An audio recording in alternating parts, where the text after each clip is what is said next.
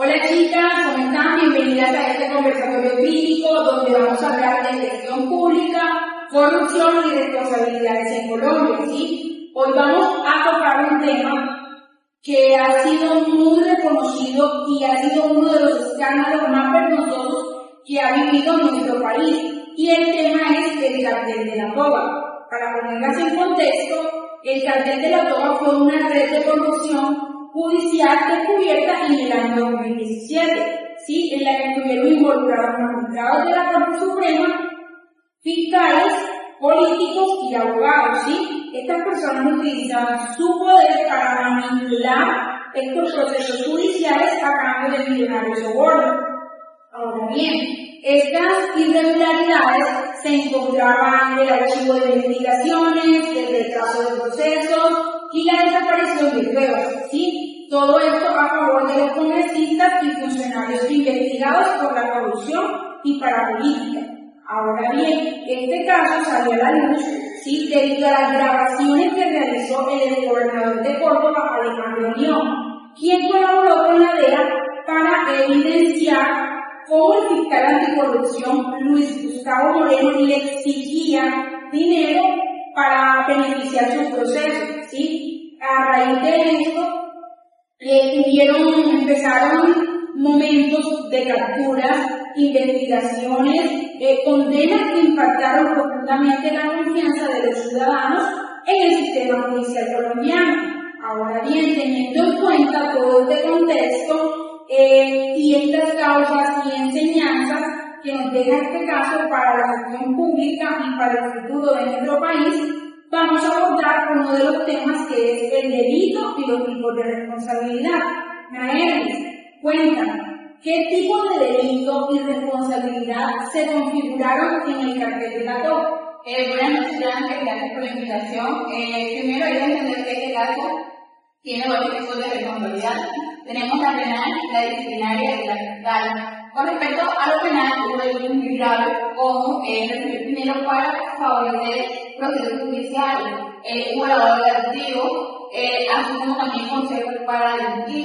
Y es bastante preocupante cómo personas que deben impartir la justicia terminando usando su poder, su cargo para beneficios personales, ¿no? También hay responsabilidad disciplinaria, ya que estos fiscales y magistrados debieron actuar con imparcialidad y con ética, cosa que obviamente no tuvieron. Y es bastante triste porque gracias a estos casos, la confianza que tiene la sociedad en la justicia se rompe completamente. Ok, muy bien. Ahora, con Lorena, cuéntame, ¿cómo explicas que una red así haya podido operar durante 4 años dentro de la Corte Suprema Judicial? Gracias, Janet, por la invitación. Sí. Bueno, esa es una de las preguntas que más me inquietan, ¿cierto? Porque no es decir que es una manzana podrida que está dentro del sistema sano, ¿cierto? Sino que es un sistema completo hecho para mantener esas manzanas podridas ahí. Entonces, en esto podemos ver varios factores. Primero, el aforismo político. Los congresistas y altos funcionarios son juzgados por la propia Corte Suprema. Esto se presta, ¿cierto?, para crear una relación muy peligrosa entre los políticos y los magistrados, porque estos procesados ya les tienen acceso directo a toda la información, cosa que nos puede hacer interferir, suplantar información, evadir información que pues puede afectar más a la persona que está siendo procesada. Un factor también ya se puede evidenciar, un factor cultural. En Colombia existen personas que lo llaman cultura de derecho, ¿cierto? Entonces, esto se resuelve los problemas por medio de palancas, problemas que son del sistema, ¿cierto? Y esto es casi aceptado socialmente. Entonces, el problema de cuando esa lógica llega al poder, ¿cierto? Entonces, al llegar al poder, pues se riega, ¿sí?, todos los accesos que tienen estas personas delincuentes de nuestro sistema judicial colombiano, ¿cierto? Pero también podemos ver un tercer factor, que es la impunidad.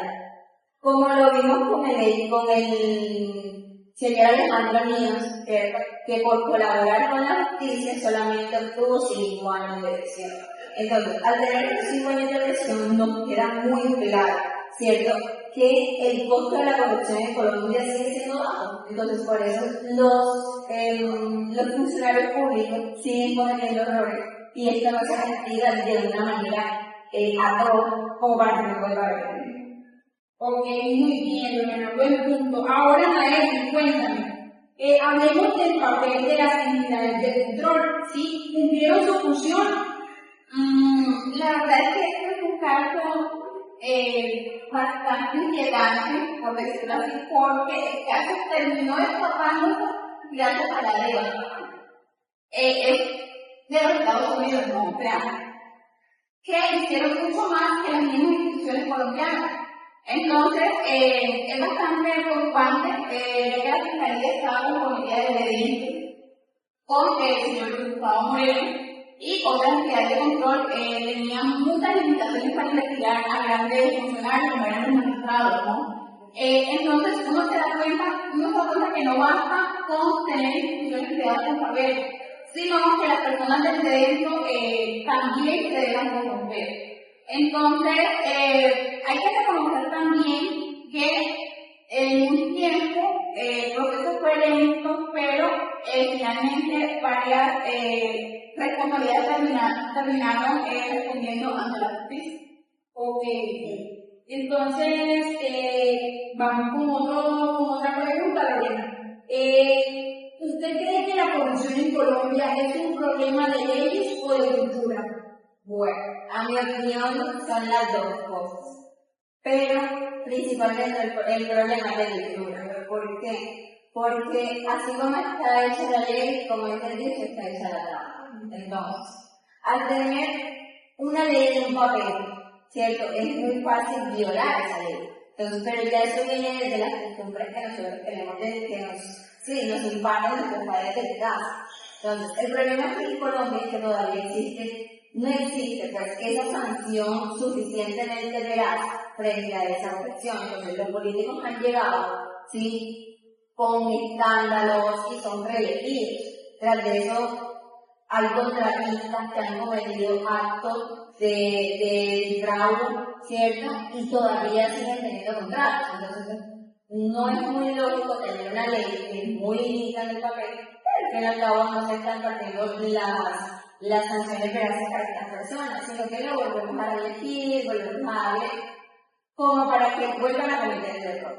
¿Cierto? Entonces, el Cartel de todo es el ejemplo más exacto para ello. ¿Por qué? Porque lo han estado con esa formación jurídica, ¿sí?, con años de carrera, y con esto, al ser los mejores referentes de derecho y aún así pues decidieron venderse de la justicia. Entonces, eso nos dice que el conocimiento no solamente basta, sino que también se necesita conciencia ética, ¿cierto?, votación de servicios, rendición de cuentas reales a las leyes que estamos haciendo.